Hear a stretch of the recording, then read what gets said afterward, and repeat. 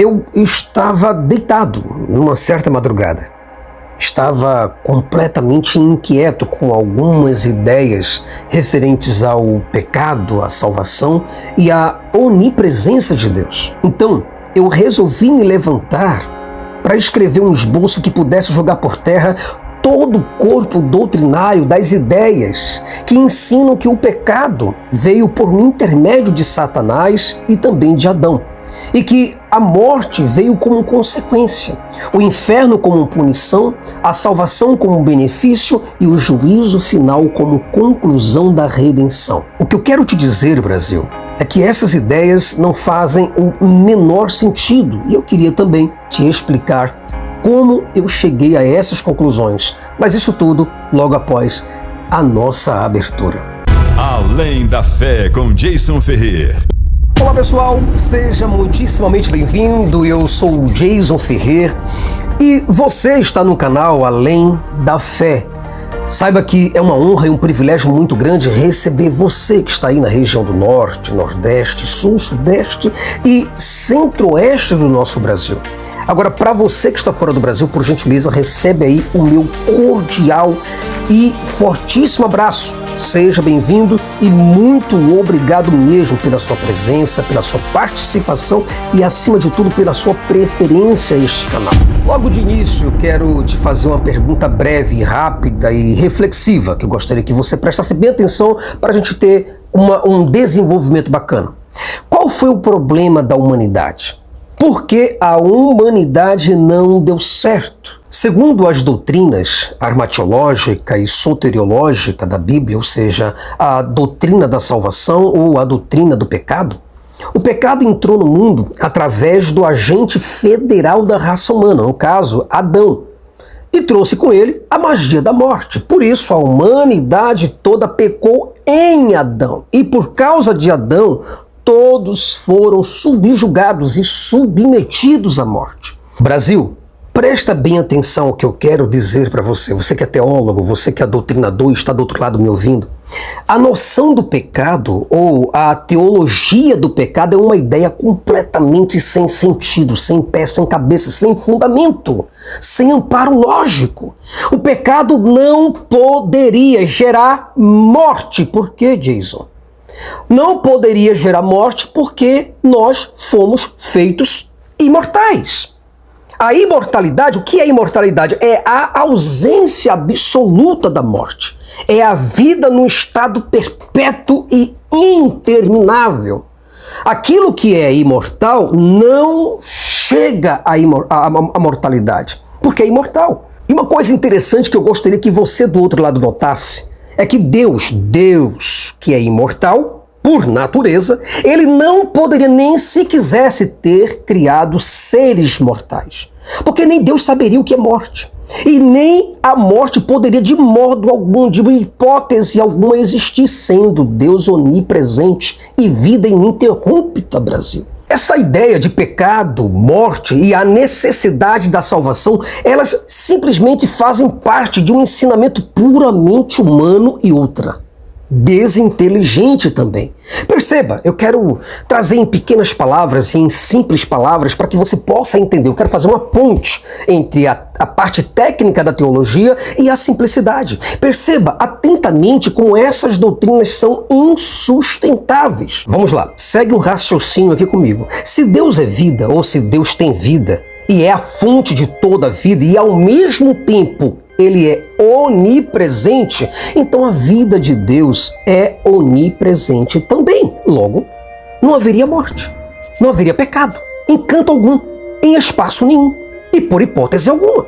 O Sol, por exemplo, eu quero te dar um exemplo do Sol. O Sol não para de gerar calor, não para de gerar luz, desde quando passou a existir. Então seria desonesto, Brasil, nós afirmarmos que há trevas no Sol, assim como seríamos, da mesma forma, na mesma proporção, desonestos ao afirmarmos que há morte em Deus, ou em qualquer lugar onde Deus esteja. Não tem sentido uma coisa dessa. Agora, é evidente, é claro, é transparente, é cristalino O pecado, Jason, o pecado não poderia existir? Bom, o pecado e a morte só poderiam existir onde Deus não existisse, ou Deus fosse ausente. Mas se Deus existe e Ele é onipresente, então, meu amigo, não existe o termo ausência de Deus. Não pode haver trevas onde há luz. A treva é só a ausência da luz. Se a morte, o pecado e as trevas existem, então Deus não é vida, Deus não é luz e Deus não é onipresente. Mas tudo bem, talvez você ainda não tenha entendido. Jason, não consegui compreender até agora. Eu quero ser mais transparente, eu quero ser mais básico e elementar, para que você de fato me entenda. Eu estou aqui para ser um canal para você, entre a técnica da teologia e o modo simples de ver a própria teologia. Se você pegar aqui, você vai dar uma olhada, essa área todinha aqui, eu estou apontando aqui, tudo aqui é teologia sistemática de diversos autores internacionais e extremamente renomados. E o que eu quero te dizer, o que eu quero trazer para você é que em teologia, onipresença é algo que pode ser encontrado em todos os lugares, ou que está em toda e qualquer parte. Então, a conclusão mais racional é que Deus não pode ser ausente em momento algum. Logo, o pecado e a morte não são a ausência de Deus, pessoal. Porque Deus não poderia ser ausente. Deus não poderia se ausentar em canto nenhum, sendo Ele onipresente. Brasil, eu te chamo para o raciocínio. Eu te chamo para que você possa pensar comigo, pelo menos por um momento, pelo menos por um tempo. Larga essa tua paixão teológica e pensa. Presta bem atenção. Essas pessoas, ou a pessoa que inventou a doutrina do pecado original, em primeiro lugar, ou ela não tinha noção do que estava falando. Segundo, ou ela foi forçada a trabalhar contra a lógica por causa da evidência incontestável da morte. E em terceiro lugar e último, ou ela não fazia a menor ideia, a menor noção da existência dos atributos incomunicáveis de Deus, que são onipresença, onisciência e onipotência. De todos esses atributos, onipresença, onisciência, onipotência, tem outros atributos incomunicáveis de Deus. Estou te dando apenas 3, mas desses 3, a onipresença, ou somente o atributo da onipresença divina, quebra todas as estruturas das doutrinas do pecado, da morte, do inferno e principalmente da salvação. O que eu quero te dizer com isso, Brasil, é que não haveria a menor possibilidade ou a menor condição ou razão da desobediência de Adão e Eva ter causado a morte. Eles não teriam condições de ter causado a morte. Seja a morte espiritual, a morte mental, a morte física, porque a morte simplesmente não existiria, já que Deus é onipresente e é vida, assim como não poderia existir trevas no sol. Talvez você que esteja do outro lado esteja seriamente se perguntando, mas Jason, como não poderia haver morte? Como não poderia haver pecado? Como não poderia haver Deus? Ou como não poderia haver mal sendo Deus onipresente? Vou te explicar. Deus não poderia ter produzido nada que não fosse perpétuo e imortal. Logo, o homem criado, Brasil, não poderia ter como consequência a morte, porque ele foi dotado de imortalidade. Sem contar que a Terra, todo o universo conhecido e desconhecido, visível e invisível, desde o átomo às galáxias, de um simples grão de terra aos buracos negros, assim como todos os seres viventes, materiais e imateriais, tudo deve estar em Deus, porque Deus é onipresente. A onipresença de Deus abrange tudo que possamos imaginar e até mesmo as coisas que não chegaram ao nosso entendimento. Brasil, a maioria absoluta dos teólogos sabem, eles sabem dessas coisas. O problema é que eles querem dar uma explicação mágica para a questão da morte, para a questão da morte fisiológica. Eles querem dar uma explicação mágica, porque se eles têm um Deus perfeito, logo deve haver um Deus imperfeito, deve haver como dentro do taoísmo, o bem e o mal subsiste. Eles são autoexistentes, autocausados. Eles vivem juntos, um que opera a luz e o outro que opera as trevas. Mas isso não poderia existir, já que eles concebem essa ideia de um Deus que é onipresente. Um Deus único, pessoal, que é onipresente. Então, se você pega, por exemplo, essas obras, o Alistair McCraft, por exemplo, você vai ter essa mesma ideia de pecado pecado, essa ideia inventada. Eles sabem que essa ideia de pecado não existe, mas eles têm que defender isso para preservar a fé e a tradição. Mas se você pega aqui, ó, tá vendo? Louis Berkhof, Teologia Sistemática, tá aqui. Eu tenho outras obras ali ainda. Tô te mostrando umas mais tradicionais, pesadas, densas, obras de teologia. Tá? Então, se você pega aqui Teologia Sistemática de Millard Erickson, tá aqui, ó, tá vendo? Uma obra magnífica. Olha o tamanho, olha o peso disso aqui. Eles vão dizer, o Millard, inclusive, vai também confirmar com Louis Berkhof, com Alice McGrath, que realmente o pecado existe. Mas não tem sentido. Não tem sentido isso. E estou te falando isso. Aqui o Franklin Ferreira, Teologia Sistemática, também aqui, ó, dizendo a mesma coisa nas partes de armatiologia e soteriologia. É sempre a mesma coisa, mas não faz sentido. Se você pega o Wayne Grudem, Teologia Sistemática Atual e Exaustiva, você pega essa obra, você vai ver a mesma coisa. Não muda. Parece que um vai escrevendo da obra do outro. Outra coisa, se você pega aqui uma obra, olha o tamanho, o peso disso aqui. Tá vendo? Uma obra teologia puritana.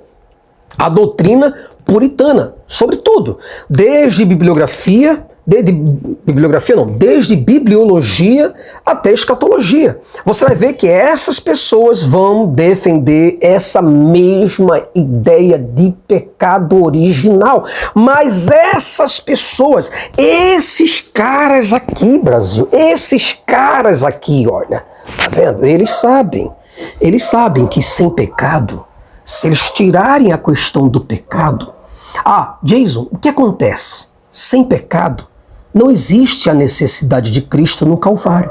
Logo, a teologia da morte de Deus ou a teologia do Filho de Deus numa cruz é uma fraude sem tamanho. Bom, chegamos ao fim de mais um vídeo e como você sabe, você que me conhece, você que acompanha o canal, você sabe muito bem que nós trazemos sempre uma reflexão para o teu coração. E eu quero te dizer o seguinte, cara, essa ideia de pecado e redenção, ela fere mortalmente a ideia de um Deus onipresente. É só você pensar, é só você raciocinar. Pensa comigo, se o ser de Deus existe, Jason, Deus existe. Beleza, Deus é onipresente? Sim, Deus é onipresente. Então ele não conseguiria conduzir sua criação por um outro caminho que não fosse o da vida.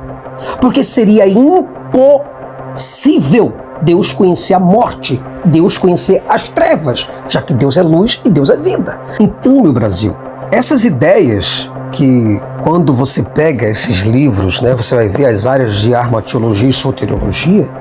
Então, essas ideias que estão dentro dessas matérias, ideias como a de salvação, regeneração, conversão, santificação, justificação e perfeição não fazem o menor sentido. Já que nada poderia fugir do controle de Deus e do destino que Deus daria a cada uma de suas criaturas, que, por sinal, seriam imortais e não conheceriam outra coisa senão vida e luz. Mas os autores da doutrina do pecado tiveram que inventar uma rebelião no céu e uma desobediência no paraíso, justamente para dar sentido e ao mesmo tempo para justificar este mundo hostil, cheio de selvageria e cheio de morte. Esses mesmos teólogos aqui, ó, tá vendo? Esses mesmos teólogos, cara, eles tiveram que inventar um salvador que fosse puro, sem mácula e sem pecado e que morresse para salvar a humanidade do caos. Mas peraí, que caos é esse se Deus é bondoso? Se Deus é onibenevolente? Se Deus é onipresente? Que caos é esse? Aonde o caos existe? Em que lugar existe o caos? Eu queria que você explicasse. Diante de tudo isso daí, nós temos um gravíssimo problema. Problema esse criado pelos próprios e mantido pelos próprios teólogos. Porque é o seguinte, quando esses mesmos teólogos, eles admitem e afirmam que o mal existe, Jason, mas o mal existe, o pecado existe, a morte existe. Então eles estão afirmando categoricamente que todas essas coisas estão em Deus. Dentro de Deus, já que para eles Deus é onipresente, Brasil. Então não tem o que fazer. Bom, muito obrigado por mais um vídeo. Agradeço a você de todo o meu coração por esse carinho especial, por essa preferência que você tem ao meu canal. O objetivo aqui é único. Eu só espero que você pense, que você reflita.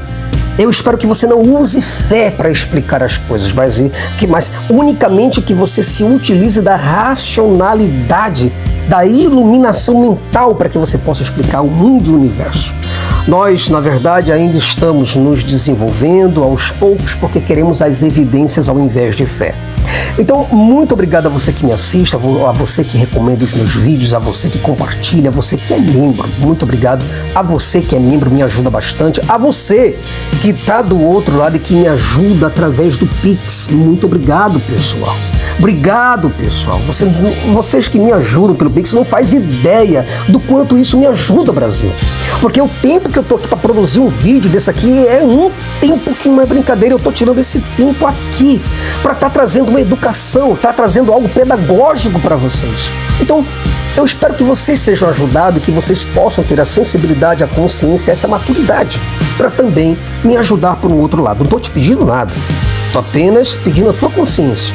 Se você quer o movimento para frente, então nos ajuda. Muito obrigado por tudo e eu espero vocês no próximo vídeo, se Zeus quiser. Tchau, tchau, pessoal.